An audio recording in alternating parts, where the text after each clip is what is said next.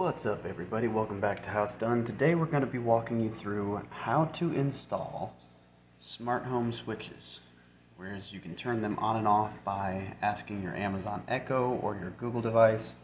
We're going to be using the new Lutron Diva-style smart dimmer, which is the dimmer that has this little slide bar on the side. It's really clean looking. I used to have an Insteon system. They went out of business, actually got bought out, and then all that, no longer manufactured. So now that I no longer have a hub for this, haven't been able to use this for a year, but kind of wanted to stick with the slider on the side. These switches looked really clean, very much like the high-end Lutron Maestro dimmers. But yeah, so we're going to go ahead and get this one installed for the light on the fan, and then we're going to do just a regular on-off smart switch for the fan itself, because this switch bank actually sits behind a cabinet and you really can't reach it too well. So it's a lot more convenient to say, Alexa, turn on the ceiling fan, and then that works, or Alexa, turn on the living room lights, and that works.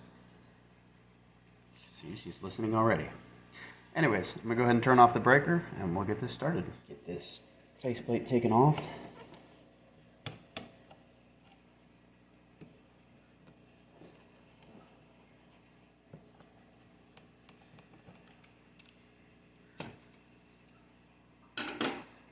Alright, so obviously I know the power is off because when I turned off the breaker, the lights on the fan went off, the fan turned off, and the light that this switch controls went off as well. So obviously that breaker is the one that did it. But you always want to go through and verify the absence of voltage. If you're not familiar with the process of checking for the absence of voltage, you're going to check that there is power in a known power source like an outlet, then verify that there's no power at the switch, and then verify that there is power still at the outlet. What that does is that makes sure that your tester did not malfunction. It's called the live dead live method, and definitely would recommend doing that if you're going to be shutting off power. It's the safest way to go. So then we're going to go ahead and pull all the switches out of the wall so that we have easy access to the wires to work on.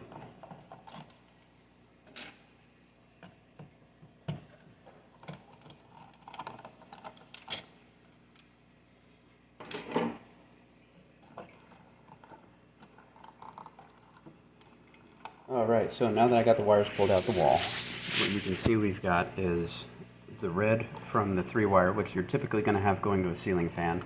You'll have a black wire going to the motor, a red wire going to the light, and then you'll have a neutral and a ground on that same conductor string.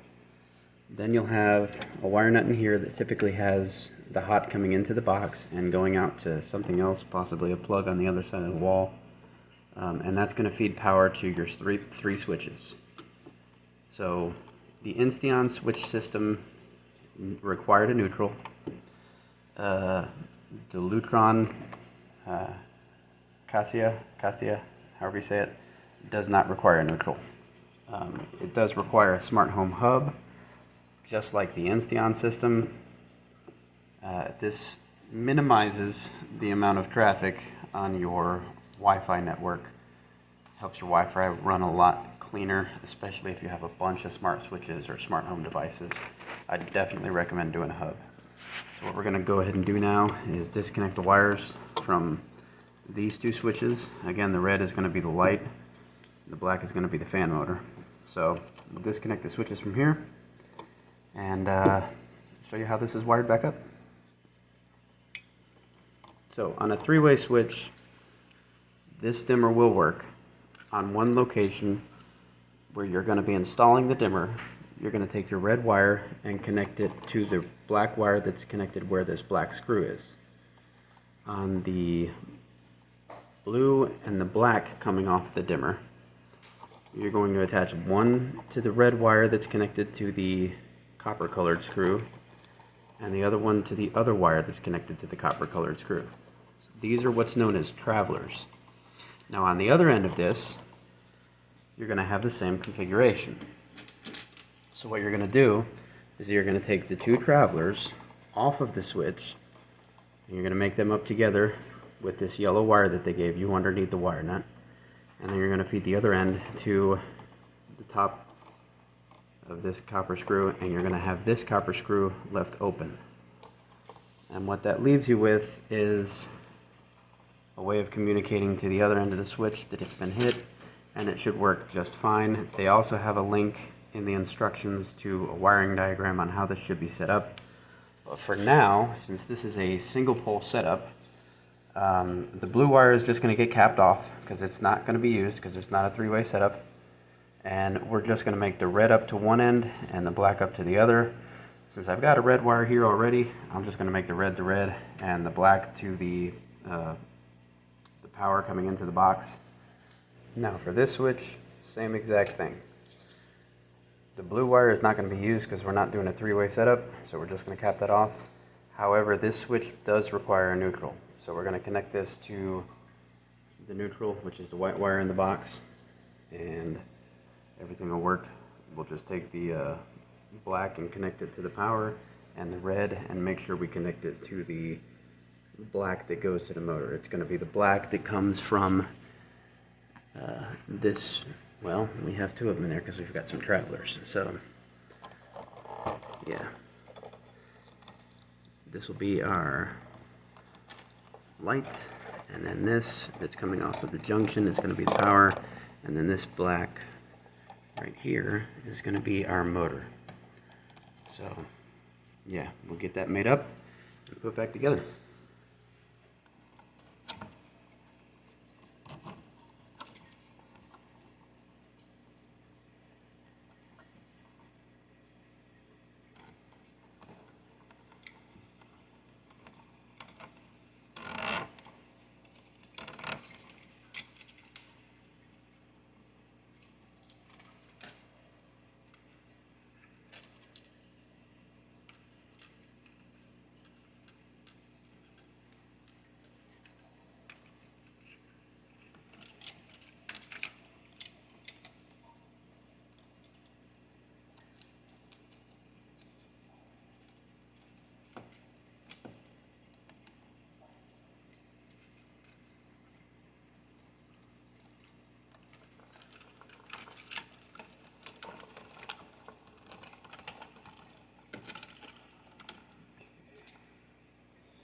Sometimes the wire nuts will not stick on these guys so well when it's just one wire, so you can fold them back on themselves, or you can just cut it back to the insulation, and then the wire nuts will actually grab.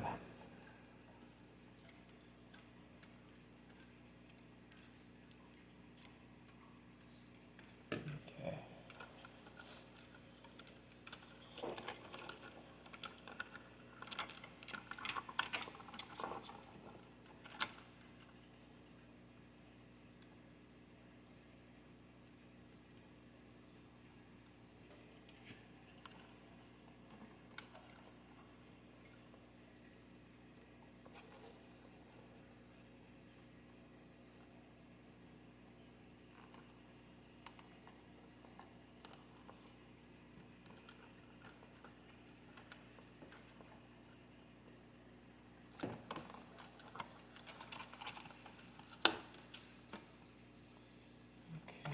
This is going to be the one that goes to the motor.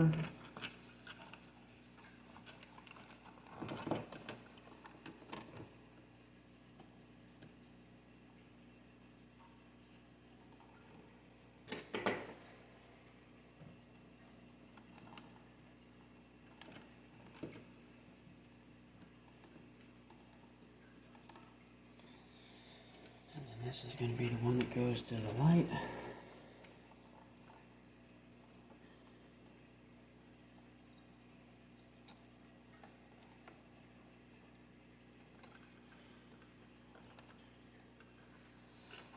Okay, now we'll just fold the wires back into the box as neatly as we can. I try to do this where you're going to be able to pull out the switches individually if need be.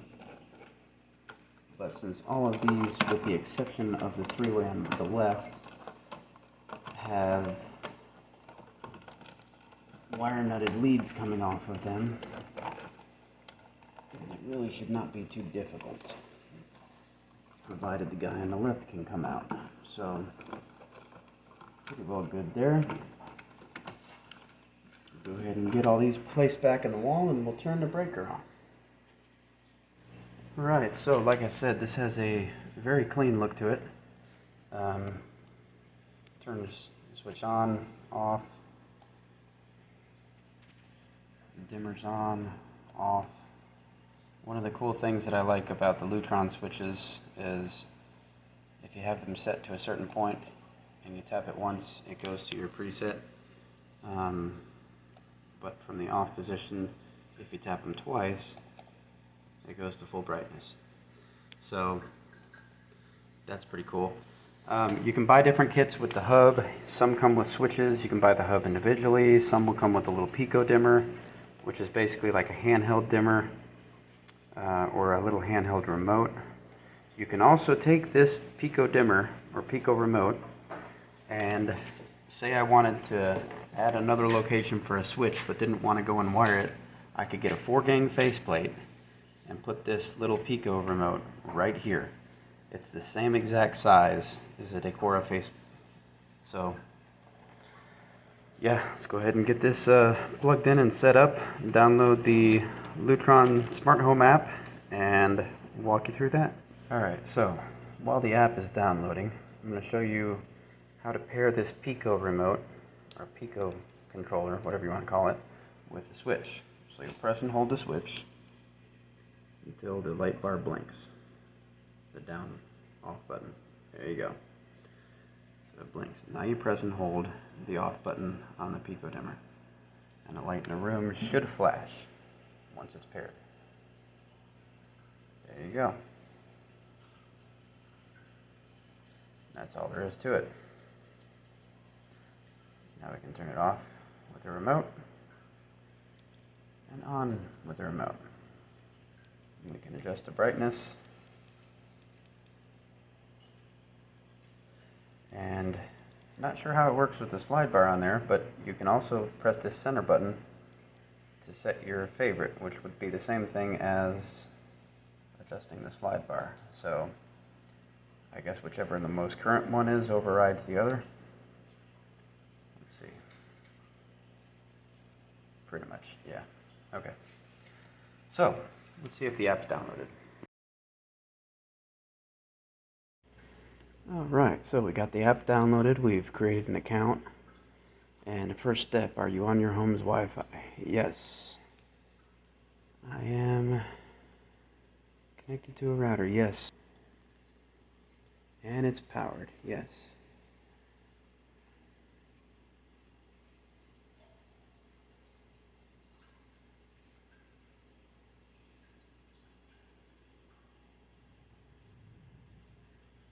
Good. System's ready. Tap the button on your hub. Okay.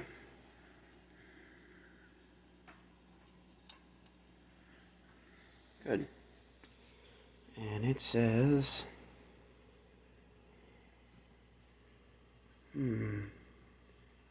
process can integrate with many apps. Okay, cool.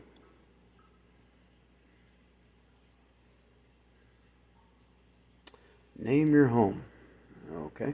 We're going to call this home. That makes sense, right? Alright, let's see. Lutron app would like to access your location. Sure, I don't care. Alright, so we'll go through and choose the devices. So, in-wall dimmer. Yep, that looks right to me. Please hold the bottom for 10 seconds until it blinks quickly. Alright, so we gotta go back over there.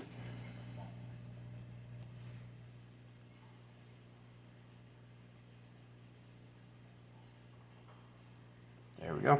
Blinking quickly. Maybe device is not supported. Really?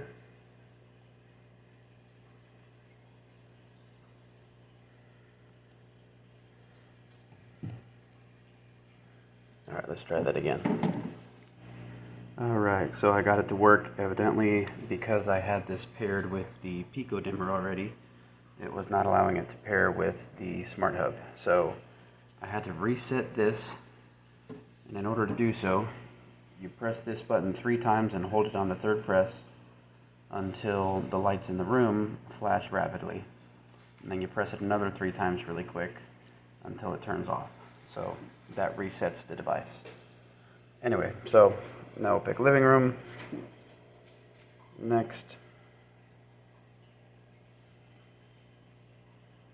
We will call this ceiling fan light.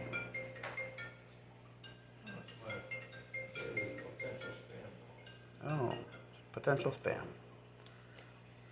And then it adds the device.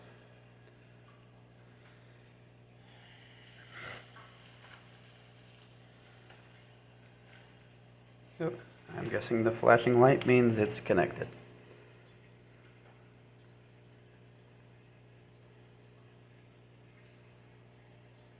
Alright, and then we'll add another device. And we'll dimmer our switch. Same thing. Go ahead and hold this down for 10 seconds. And it flashes rapidly. And it's already picked it up on the phone. Good. So, we'll call that living room as well. It's going to be ceiling fan.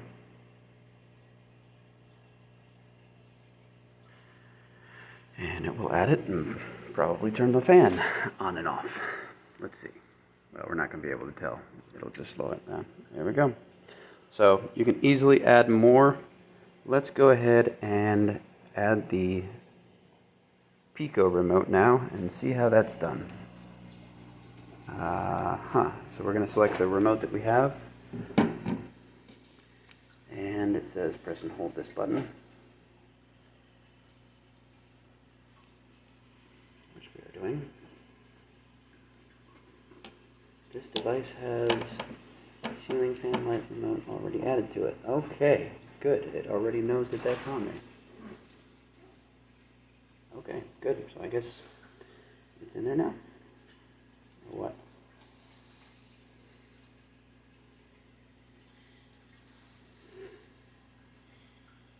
Ah, yeah. Cool. So from here you can go in and set up different scenes where you can basically hit the remote and different lights will all go to certain preset schedules or scenes. You can also set up a schedule if you're going to be going out of town. You can have your lights come on and off at certain times, make it look like you're home. So yeah, all in all, pretty intuitive system. I'm going to toy around with it a little bit, tell you guys what I think.